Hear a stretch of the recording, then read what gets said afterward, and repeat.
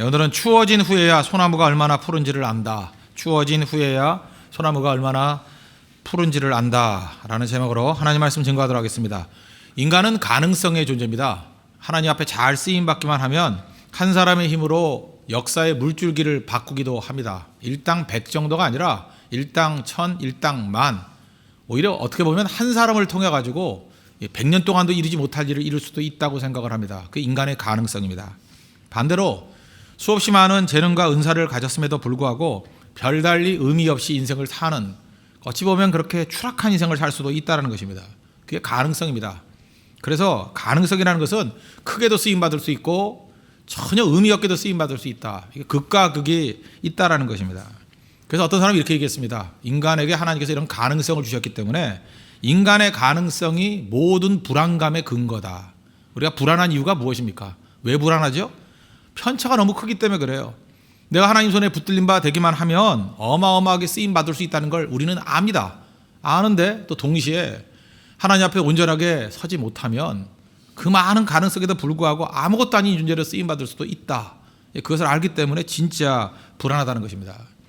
그럼 하나님 앞에 제대로 쓰임받는 인생이 되면 될 거 아닙니까? 하나님께서 주신 가능성을 가지고 가능성을 모두 다 펼친 사람, 한 사람 된다 그러면 다윗이겠죠. 다윗에 대해서 한번 곰곰이 묵상을 해봤습니다. 다윗 그러면 한 7가지 측면에서 세계 최고인 것 같아요. 역사상 최고의 인물인 것 같아요. 아마 뭐 예수님 빼놓고 역사상 최고의 인물을 든다 그러면 다윗 아니겠습니까? 7가지로 한번 분석을 해봤습니다. 첫째, 세계 최고의, 역사상 최고의 부자예요. 1990년대 기네스북에 기록된 걸 보니까 역사상 가장 큰 부자가 누구냐? 그랬더니 다윗이라고 돼 있더라고요. 뭐 더 설명 안 하겠습니다. 어마어마한 부자였습니다. 또 두 번째로 최고의 지도자입니다. 왕 중 왕이잖아요. 보통 왕 그러면 뭐 왕이지만 왕 중에 왕을 든다 그러면 다윗이죠. 다윗. king of kings. 그죠? 왕 중 왕. 예수님께도 표현되지만 사실 왕 중 왕이 다윗입니다. 지도자 그러면 뭐 리더십 얘기할 때 다윗 빼놓고 무슨 리더십을 얘기할 수 있겠어요. 나치의 그 가스실에서 죽어가는 유태인들이 마지막까지 붙들었던 게 뭔지 아십니까? 다윗의 별 붙들고 죽었어요. 무슨 얘기입니까? 다윗과 같은 지도자가 나타나면 우리 살린다라는 거예요. 그만큼 왕 중 왕, 지도자 중에 지도자라는 것입니다. 또 하나 최고의 정복자였어요. 그 보통 이 팔레스타인을 보면요, 항상 양대 세력이 있었습니다. 남쪽에는 이집트라는 세력이 있었고, 북쪽에는 바벨론을 대변하는 그 북방 세력이 있었어요. 바벨론일 때도 있었고, 그 전에는 아수르일 때도 있었고, 그러니까 전체적으로 그냥 바벨론이라고 합시다. 북방에는 바벨론, 남쪽에는 애굽. 그래서 그 중간에 있는 나라들은요, 언제나 바벨론이 강하면 애굽에 붙고, 애굽이 강하면 바벨론에 붙고, 항상 그런 형국이었습니다. 그래서 이게 세력 균형을 이루었는데, 다윗 때는요, 역사, 기존 세속 역사를 보면 중동의 암흑 시대에 그렇게 얘기를 합니다. 이집트도 힘을 잃어버리고 북방의 바벨론도 힘을 잃어버리고. 무슨 얘기입니까? 그만큼 강력했다라는 거예요. 그 중앙에 있었던 이 팔레스타인이, 이스라엘이 그렇게 강했던 때가 없다라는 것입니다. 그래서 성경을 보세요. 블레셋 빼놓고 대적도 없잖아요. 북방 남방이 없잖아요. 그런 시대가 없었다는 것입니다. 그러니까 최고의 어떤 정복자다, 그렇게 말할 수 있다는 거예요. 또 네 번째는 믿음의 용기가 대단하죠. 물맷돌 5개 들고 골리앗 앞에 서지 않습니까? 사실 남자들이 제일 부러워하는 게 용기잖아요. 용기. 그 찌질이같이 살지 않기를 원하지 않습니까? 근데 믿음의 용기, 그럼 다윗이죠. 다윗보다 용기 있는 사람은 있습니까? 다윗 같은 용기 가져야 됩니다. 담대함 가져야 된다는 거예요. 남자 중에 남자입니다. 그게 다윗이에요. 거기다가 또 이렇게 남성미만 있느냐? 아닙니다. 예술과 로맨스가 있습니다. 음악과 시의 대가잖아요. 음악과 시. 가끔 돈 있는 사람들, 뭐 이렇게 돈 있는 사람들이라고 가서 노래 들어보면 뭐 맨날 트로트 틀어놓고 그래요. 그때마다 제가 느꼈던 게, 야, 찬박하다. 뭐 황포 돛대 뭐 이런 거 틀어놓고 뭐 알지도 못하는 거. 그런데 이 다윗은 음악을 아는 사람이에요. 음악, 클래식을 아는 사람이에요. 리스트를 아는 사람이에요. 뭐 리스트는 나중 사람이니까 그런 거 아는 사람이라고요. 그죠? 음악의 깊이. 또 시인이잖아요. 시. 함부로 쓸데없는 말 떠드는 사람이 아니라 시편의 100평 정도가 다윗의 시예요. 시를 알고 음악을 아는 사람. 뭐 대단하죠. 거기다가 관계의 대가예요. 우정의 대명사. 그럼 요단하다 아닙니까? 관계의 미학을 아는 사람이에요. 누구와 만나도 끈끈한 주고받는 교류가 있는 사람. 인격의 절정이죠. 7번째, 아들의 축복이 있습니다. 당도 잘 되면 뭐래? 그 아이들 때 다 무너지는데 솔로몬이라는 탁월한 아들, 솔로몬의 존재를 보면 그 리더십도 이 양이 잘 됐잖아요. 7가지 정도 생각해 보니까 이보다 더 좋을 수 있겠을까 할 정도로 사실은 그의 가능성이 다 꽃피었던 그런 멋진 사람입니다. 근데 이렇게 겉으로 드러나는 모습이 7가지를 분석할 수 있는데 이 모든 것의 뿌리가 뭘까? 뿌리가 뭘까? 우리도 이런 가능성을 꼭 피해야 될 거 아닙니까? 오늘도 우리 금요철의 날인데 기도입니다. 기도. 그죠? 기도에 깊은 뿌리가 있기 때문에 능력 있게 쓰임 받았다는 거예요. 그러면 어떤 것을 진면면으로 살펴보려고 그러면 평탄할 때 살펴보는 거 그건 별거 아니라고 생각합니다. 사실 어떤 사람이 인격을 제대로 하려고 그러면 두 가지죠. 혼자 있을 때 아무도 보지 않을 때 그는 누구인가. D.L. 무디 얘기죠. 빌 하이블스 목사님이 그런 책도 썼죠. 아무도 보지 않을 때 당신은 누구인가. 그러니까 아무도 보지 않을 때. 또 하나는 뭐예요? 위급할 때예요. 급할 때 보면 이렇게 목숨이 경각의 위험에 놓쳤을 때 그때 그 사람이 어떤 행동을 하느냐를 보면 그 사람의 진면목을 발견할 수 있다는 것입니다. 그래서 다윗의 이런 기도의 삶을 알 수 있는 가장 중요한 단서 시편 141편이라는 거예요. 이때가 언제냐? 아들 압살롬에게 쫓겨다닐 때입니다. 편할 때 아니에요. 좋을 때 아닙니다. 위급할 때예요. 자기 모든 삶의 근거가 다 무너질 때고 사실 창피한 거 아닙니까? 반란이 일어났는데 힘도 없어요. 아무것도 없는데 그것도 아들한테. 그런 일입니다. 아들한테 쫓길 때. 권력 있을 때 사람들 오잖아요. 권력도 없었어요. 사람도 없었어요. 아무것도 없을 때. 아무것도 없을 때. 어느 정도로 위급 상황이었냐면 오늘 읽지는 않았지만 시편 141편 7절을 보니까 사람이 밭가라 흙을 부스러뜨림 같이 우리의 해골이 스올 입구에 흩어졌도다. 압살롬의 반란군들이 막 추적을 할 때 다윗을 보호하기 위해서 충신들이 죽는 모습이에요. 다윗을 보호하려고 사람이 밭갈아서 흙을 부스러뜨린 같이 자기 부하들이 막 살점이 뜯어져 나가면서 막 죽는 모습을 보여주는 거예요. 우리의 해골이 스올 입구에 흩어졌더라.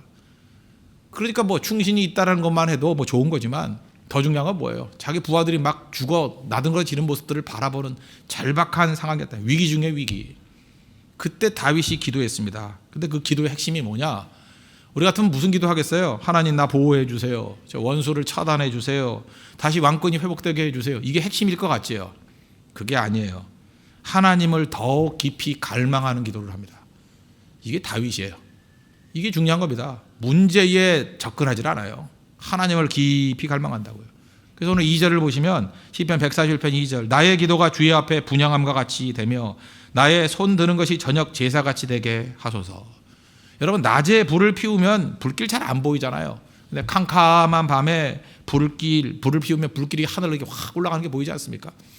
이번엔 정교인 우리 수련회 할 때도 밤중에 한번 이런 캠파이어 같은 거 좀 하려고 그래요. 불길을 키워서 이 불꽃이 우리 기도가 되게 해 주십시오. 될 수 있으면 석유도 막 갖다 부어가지고 불길이 좀 최고로 높게 만들려고 그래요. 그죠? 그 불길이 올라가는 것 같이 하나님 우리의 기도가 주님께 상달되길 원합니다. 그리고 거기서 기도하면 멋지지 않겠어요? 그죠? 다윗이 그 얘기를 하는 거예요. 내 기도가 밤중에 저녁 소제같이 제사같이 불길같이 하나님께 올라가기를 원합니다. 밤에 지친 불길같이 잘 올라가게 해주기를 원합니다. 하나님을 갈망하는 기도를 하잖아요. 이게 다윗이라는 게 다윗.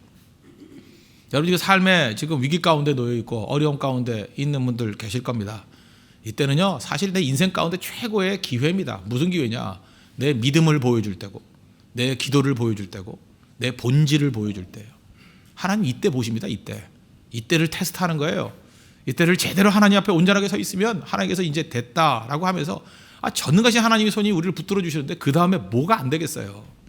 그래서 위기를 진짜 기회로 삼을 줄 아는 자기 자신의 진짜 모습을 재확인하고 재무장하는 계기로 삼는 우리 믿음의 종이 되어야 될 것입니다. 압살롬에게 쫓길 때 그는 3가지 기도를 합니다. 첫째, 입술을 지켜주십시오. 입술을 지켜주십시오. 3절 여호와여 내 입에 파수꾼을 세우시고 내 입술의 문을 지키소서. 고통 중에 있습니다. 얼마나 억울하겠습니까? 원수의 모함이 있었습니다. 그런 걸 가지고 외마디 외칠 수 있는 그런 그 저주할 수 있는 절박한 상황 아닙니까? 그런데 다윗은 역시 하나님의 사람입니다. 하나님의 사람인지 아닌지는 어떻게 알 수 있느냐? 위기 중에 그가 하는 말을 들어보면 됩니다. 말에 저주가 있느냐? 악담이 있느냐? 그죠? 어떤 원망이 있느냐? 그게 없잖아요. 그런 기도합니다. 내 안에 그런 것이 부글부글 끓어오른다는 걸. 그래서 내 입에 파수꾼을 세워주시고 그리고 또 내 입술의 문을 지켜주십시오.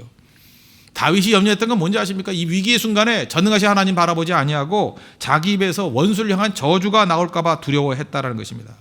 내 입술이 하나님께 들려지기를 원합니다. 그랬다는 거예요. 그래서 입과 입술을 지켜주십시오. 항상 기도해야 된다는 것입니다. 말이란 게 뭡니까? 말이 인격입니다. 야고보서 3장을 보면은 말은 배의 키와 같다. 작은 키가 배의 방향을 바꾸는 거죠. 그래서 그 사람의 미래를 알기 위해서는 그 사람의 말을 들어보면 됩니다. 그 사람의 말이 긍정적이면 그 사람의 미래도 긍정적이고, 그 사람의 말이 부정적이면 그 사람의 미래도 부정적인 것입니다. 그러니까 다른 사람이 나를 결정하는 게 아니야. 내 말이 내 인생을 결정한다. 틀리지 않다는 것입니다. 내가 내 입에서 나오는 말이 나의 미래입니다. 야고보서 3장 4절 보니까 또 배를 보라. 그렇게 크고 광풍에 밀려가는 것들을 지극히 작은 키로서 사공의 뜻대로 운행하나니. 우리 미래 많은 변수들이 있겠지만 그 중에 하나가 뭐냐면 내 말이 배의 키가 되어서 내 미래의 방향을 만들어 놓는다는 것입니다. 그래서 우리가 제일 중요한 게 뭐냐? 내 입술에서 오늘도 찬양이 있죠. 368장 주 예수여 은혜를 내려주사 곧 충만케 하옵소서. 은혜 구하는 자입니다. 은혜 구하면 은혜가 내 미래를 지배하고 은혜가 내 말을 지배하면요, 미래가 내 은혜 가운데 나아가요. 우리 한국의 많은 전문가들 제가 기억납니다. 한국의 경제 맨날 망한대요. 60년대도 망한다 그러고 70년대도 망한다 그러고 맨날 망한대요. 요즘에도 망한다 그러죠. 뭐 안 그래요? 맨날 신문 기사 한번 보죠. 경제 기사를 보면 맨날 망한대요. 근데 안 망하고 승승장구하잖아요. 이유가 무엇입니까? 저는 하나님의 은혜라고 생각합니다. 은혜 붙든 자들 언제나 그래요. 많이 배울 것도 필요하지만 이상하게도 전문가들은 이상하게 부정적이에요. 여러분 좀 긍정적인 전문가가 좀 나왔으면 좋겠어요. 전문가라 그러면 똑똑한 분들 아닙니까? 똑똑한데 부정적이에요. 너무 많이 봐서 그런가 봐요. 근데 그분들이 못 본 게 뭡니까? 하나님의 손과 하나님의 은혜를 못 본 거예요. 그래서 여러분 똑똑한 분들 계시죠? 뭐 난 타고난 지성이야 뭐 이런 사람들 있잖아요. 많이 엎드리셔야 됩니다. 사실은 쓸데없는 것만 보는 거예요. 그거 보는 건 분석이 중요한 거죠. 더 큰 건 하나님의 은혜를 볼 줄 알아야 돼요. 은혜를. 초대교회 그 사도행전 같은 데 보십시오. 그 바나바하고 바울이 여행이 가가지고 그들에게 뭘 봐? 안디옥에서 뭘 봤어요? 그들의 은혜를 봤다고. 눈이 중요한 겁니다. 뭘 보는지. 은혜를 볼 줄 알아야 돼요. 하나님의 손길을 볼 줄 알아야 된다는 것입니다. 그래서 어차피 어떻게 보면 우리의 어떤 사람은 그 센스가 빠른 사람 있잖아요. 센스가 예민하고 어떤 사람에게 판단력이 빠른 사람이 있습니다. 그런데 그 예민한 눈이 오히려 자기를 해칠 수 있습니다. 어리석을 수 있다는 거예요. 하나님 은혜의 눈을 주십시오. 은혜의 눈을 구해야 됩니다. 그리고 중요한 건 뭐냐면 하나님이 불쌍히 여겨주시면 다 됩니다. 그래서 오늘 여러분들 인생 가운데 여러분의 예리한 눈으로 판단하라 그러지 말고 하나님 내 인생을 불쌍히 여겨주세요. 하나님 나를 붙들어 주세요. 그러면 일어서게 된다는 것입니다. 특별히 구속의 은혜, 리뎀션. 구속의 은혜를 구하십시오. 나를 되사 주십시오. 값을 치르고 십자가의 피로 나를 건져 주십시오. 그런데 인생 건져지게 된다는 것입니다. 바르게 말하는 것이 바른 인생입니다. 우리 말 잘해야 됩니다. 일단 말을 아끼십시오. 고난 중에는 말 많이 하는 거 아니에요. 사실 세상에서 제일 보기 싫은 것 중에 하나가 뭐냐 하면 고난 중에 있는데 말 많은 거예요.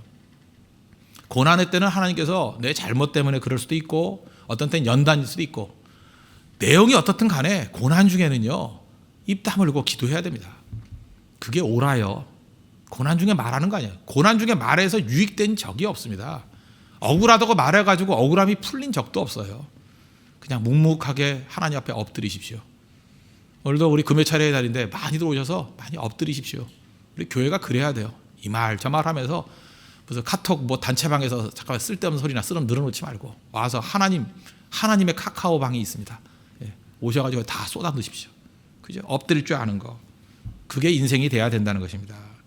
힘의 저주 받을 때 다윗 뭐라 그래요?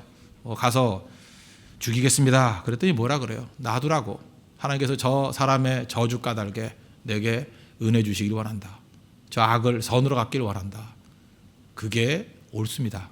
우리 하나님 백성들이 이러한 모습을 가지고 서 있는 우리 믿음의 종 되기를 바랍니다. 두 번째로 다윗이 했던 일이 뭐냐?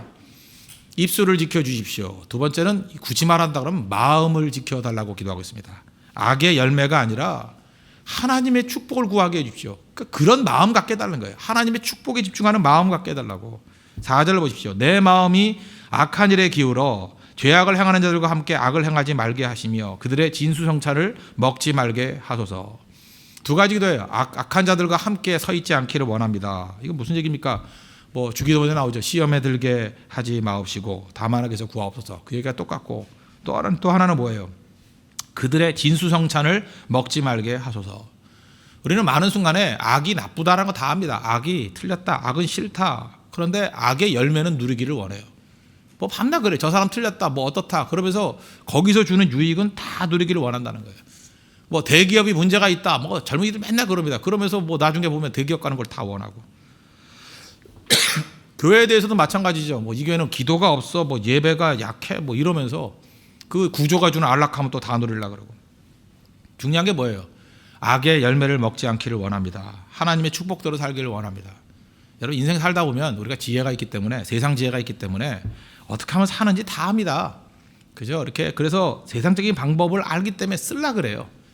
역선전하고 악의적인 소문 퍼뜨리고 또 자기 사람 모으고 수단과 방법 가리지 않으면 이기지요. 근데 그게 뭐예요?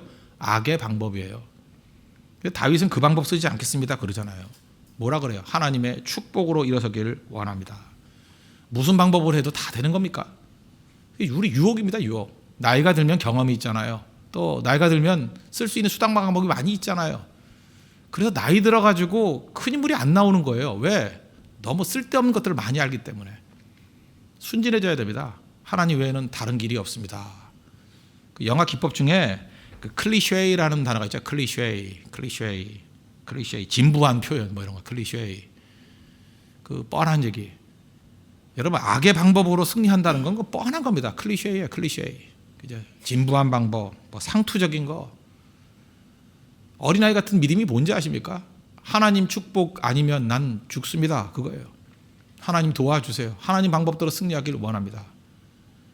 조심스럽게 말하지만 뭐 예를 들어서 옛날에 뭐 이렇게 교회 부흥을 위해서 이렇게 부흥 세미나 뭐 이런 거 가보면 뭐 강사분들 중에 그렇게 말씀하시는 분이 있어요. 우리 교회 총동원 주일 했더니 큰 부흥이 일어났다.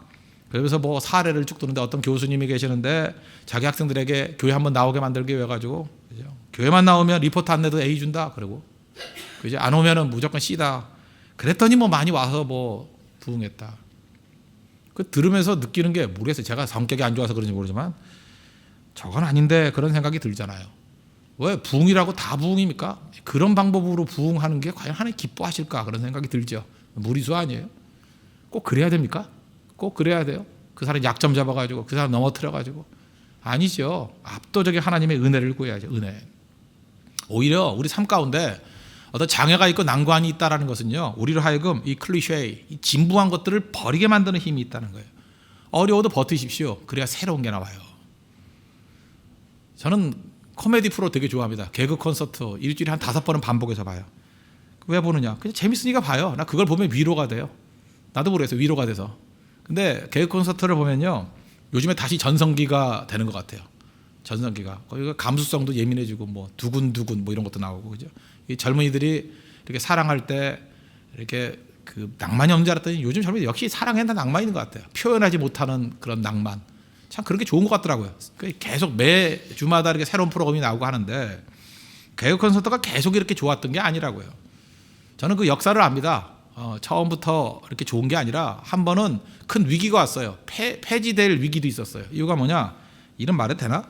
그 박준영을 비롯해서 그 갈갈이 삼형제라고 아시죠? 이 친구도 인기 절정이었어요. 그러다가 뭐 다른 방송국으로 이렇게 한꺼번에 동시에 다 옮겨가 버렸어요. 그러니까 뭐 개콘 하던 사람들은 아무도 없는 거죠. 무명 인물밖에. 거기서 쓰러질 뻔했는데 그때를 어떻게 극복했느냐? 신인들을 새로 뽑고 그 다음에 이래서 안 된다. 일주일 내내 준비하자. 그래서 설교 준비하듯이 일주일 내내 그 준비하고 자체적인 경쟁 시스템 만들고 그래서 어렵게 버텨서 지금 그 틀이 남아 있는 거예요. 제가 볼 때 개그 콘서트는 그 프레임이 좋아요. 틀이 너무 좋아요. 틀이. 왜? 고난을 이겨낸 힘이 있기 때문에. 위기를 좋은 시스템을 만드는 걸 통해 가지고 이겨내더라는 것입니다. 우리 인생도 마찬가지죠. 저는 어려움들이 웬만큼 있을 때 잠깐 쉽게 어려움을 벗어나려고 하는 건 옳지 않다고 생각을 합니다. 그러면 악의 열매에 동참한다는 건 뭐예요? 쉽게 벗어나는 거예요. 쉽게 욕하고 쉽게 잘못된 방법 쓰고 쉽게 진부한 클리셰, 다른 사람이 쓰는 뻔한 방법. 좀 맞을 땐 맞으십시오. 깨질 땐 깨지고 그리고 한번 버텨봐요. 그래야 그때 하나님께 주신 특별한 방법이 있죠. 하나님이 그걸 통해서 얼마나 강하게 만드신지 알아요? 그래서 새로운 대안이에요. 진부한 게 아니라 새로운 게 나옵니다. 새로운 게. 거기서 하나님의 영감이 임해요. 하나님의 능력이 임한다고. 그리고 일어서게 된다고요.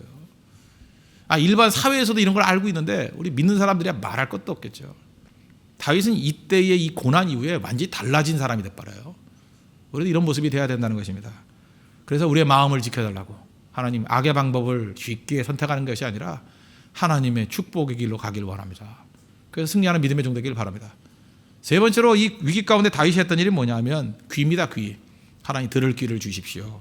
5절 보세요. 의인이 나를 칠지라도 은혜로 여기며 책망할지라도 머리에 기름같이 여겨서 내 머리가 이를 거절하지 아니할지라 그들의 재난 중에도 내가 항상 기도하리이다. 좋은 소리 들을 때야 다 좋잖아요. 그런데 다윗은 뭐라 그래요? 위기 중에 사실 다른 사람의 그 쓴소리 듣는 거 쉬운 게 아닙니다. 아부에 많은 사람들이 중독돼 있죠. 그런데 듣는 귀를 달라고. 여기 뭐라 그래요? 의인이 나를 칠지라도 그거를 은혜로 여기고 책망할지라도 머리 기름같이 여기게 해 주십시오. 잘 듣게 해 주십시오. 잘 듣게. 그래서 그걸 잘 들으면 승리하는 겁니다. 그죠? 뭐 어떤 때는 악의적인 얘기가 있어요. 그러면 듣고 그냥 버리면 되는 거고. 또 그 안에 진짜 충고적인 의미가 있으면 잘 들어야죠. 잘 듣고 유익을 얻고 일어서면 된다는 것입니다. 다윗의 강점이 뭐예요? 나발의 아내였던 아비가일의 권고 듣고 살인 저지르지 않잖아요. 그러니까 하나님이 나발 죽여버리잖아요. 그리고 아비가일도 아내로 얻고 그것 때문에 얼마나 위기에서 벗어나게 됩니까? 나단 선지자 다윗에게 와가지고 바세바의 범죄 이후에 당신이 바로 그 나쁜 사람입니다. 그럴 때 고꾸라지잖아요. 바로 내가 그입니다. 그리고 시편 51편이라는 회개의 시지 있잖아요. 우슬초로 나를 정결케 하소서 하면서 자복하는 회개가 있지 않습니까? 이게 중요하다는 것입니다. 그래서 고난 중에 잘 안 들립니다. 자기가 듣고 싶은 말 듣기를 원해요. 하나님 잘 듣게 해주세요. 잘 듣게 해주세요. 이 귀가 열린다는 게 왜 중요하냐면 여러분 그러죠. 다 말론 그래요. 목사님 기도 제목이 있어요. 그럼 내용이 뭡니까? 그랬더니 저 창의적인 사람이 되게 해주세요. 저는 예술을 해야 되니까 창의적이 돼야 됩니다. 저는 사업을 해야 되니까 창의적이 돼야 됩니다. 뭐 목사 설교할 때도 맞아요. 뭐 설교도 창의적이 돼야죠. 그 창의적이 되기 위해서 필요한 게 뭡니까? 다양한 생각을 갖게 해주세요. 다양한 생각을 가진 사람과 교류하게 해주세요. 근데 여러분들 다양한 생각을 가진 사람이 누구예요? 그런 사람이 있어요? 다양한 생각이라는 건 좋게 표현할 때 얘기고 그 다른 말로 하면 반대 생각을 가진 사람과 공존하게 해주세요. 그래야 창의적인 게 나오는 거예요. 스포츠로 얘기한다 그러면 아마 미국 프로농구 NBA에서 전설적인 팀이라 그러면 1990년대에 시카고 불즈일 겁니다. 시카고 불즈 그러면 우리 생각나는 게 맨날 마이클 조던만 생각해요. 마이클 조던만 잘한 게 아니에요. 그죠? 물론 거기 스콧 피핀이라든지 뭐 쿠코치라든지 이런 사람도 있었지만 제가 볼 때 이 팀에서의 최고의 핵심 키맨은 데니스 로드맨이에요. 데니스 로드맨. 그 괴짜, 그죠? 사고 뭉치. 왠지 알아요? 그 데니스 로드맨이 있기 때문에 마이클 조던이 있었던 거예요. 그 리바운드 얼마나 잘했는지 알아요? 그리고 거칠고 지멋대로 하여튼 사고를 치는데 이상하게 마이클 조던과 조화를 이룬 거예요. 다르잖아요. 그래서 그 팀이 강한 거예요. 마이클 조던 5명 있었으면 망했어요. 서로 잘난 척하는데 누가 되겠어요 거기? 한 놈은 무조건 악역이야. 악역인데 쓸모는 있어요. 그렇죠. 그리고 되잖아요. 이게 조화예요. 조화. 이런 게 있어야죠. 우리나라에도 뭐 보니까 그 방송에서 이런 거 비슷한 게 있더라고요. 우리 그 MC 하는 사람 중에서 그냥 뭐 윤우님 그래가지고 무조건 좋은 이미지 갖고 있는 사람이 누구예요? 유재석 아니에요? 유재석이 왜 성공했는지 아십니까? 독설에 박명수가 있었기 때문에. 아시겠어요? 전혀 반대. 그러니까 그게 품어지는 거예요. 우리 인생도 마찬가지입니다. 여러분 자신이 유재석이라 그러면 전혀 반대인 박명수를 품으면 그게 창의적이 되는 거예요. 그게 풍성해지는 거라고. 그래서 이상하게도 여러분 팀에 박명수가 하나씩 있죠. 없습니까? 걔만 없으면 내가 달 뻗고 자는데. 맞습니다. 그 사람 극복하라는 거예요. 그 사람의 장점을 다 뽑아가지고 하나 되게 만들면 탁월해집니다. 탁월해져요. 여러분 지금 어떤 단체에서 일을 하잖아요. 뭐 여러 가지 모임들이 있잖아요. 모임 있다 보면 안 맞는 사람이 나와요. 그 안 맞는 사람이 내 창의력을 자극하는 대상이에요. 그냥 이렇게 생각하면 돼요. 여러분이 좋게 생각하면 내가 마이클 조던이라고 생각해요. 그 사람이 로드맨이라고 생각하고. 그럼 되겠죠? 또 그 사람은 또 반대로 생각할 거야. 내가 마이클 조던이 저놈이 로드맨이야. 예. 서로 그렇게 생각하면서 조화를 이뤄야 최강팀이 될 수 있습니다. 똑같으면 안 돼요. 다른 것들을 하나 되게 만드는 게 능력이 될 수 있다는 것입니다. 그러기 위해서 필요한 게 뭐예요? 귀예요. 귀. 하는 귀가 열리게 해 주십시오. 마음이 열리게 해 주십시오. 제일 강력할 수 있다는 것입니다. 다윗 보세요. 이 위기 순간에 하나님 앞에서 최고의 것으로 무장하지 않습니까? 하나님 내 입술에 파수꾼을 세워 주십시오. 하나님 내 마음을 지켜 주십시오. 그래서 악의적인 방법으로 쉽게 해결하는 게 아니라 하나님의 은혜로 승리하게 해 주십시오. 하나님 내 귀를 지켜 주십시오. 모든 것도 다 듣고 반대적인 것들을 들어서 창의적이 되게 해 주십시오. 그랬더니 더 큰 존재가 돼서 아까 서론에도 얘기했죠. 7가지 측면에서 최고의 부자, 최고의 지도자, 최고의 정복자, 믿음과 용기의 사람, 거기다가 낭만이 있는 음악과 시를 알고 우정의 관계의 대명사, 아들과 자손만대의 축복이 임하게 된 그죠? 다윗 왕가를 이룬 사람이 됐다는 것입니다. 바로 여기에 있다는 거예요. 오늘 지금 기로입니다. 고난과 위기 가운데 있습니까? 지금 제대로 붙들면 이런 멋진 능력 있는 사람으로 서게 될 것입니다. 다윗의 축복이 임하는 믿음의 정되기를 축원합니다. 기도하겠습니다. 이 시간 다 같이 하나님 앞에 간구하도록 하겠습니다. 오늘 말씀의 결론이 그거죠. 겨울이 돼서 날씨가 추워질 때 그 후에야 소나무가 얼마나 푸른지를 안다고. 내 믿음이 얼마나 푸른 믿음인지를 언제 알 수 있습니까? 위기 순간에 알 수 있습니다. 위기 순간에 푸르른 소나무 같은 믿음이 되기 위해서 입술과 마음과 귀를 지켜달라고 다 같이 하나님 앞에 간구하도록 하겠습니다.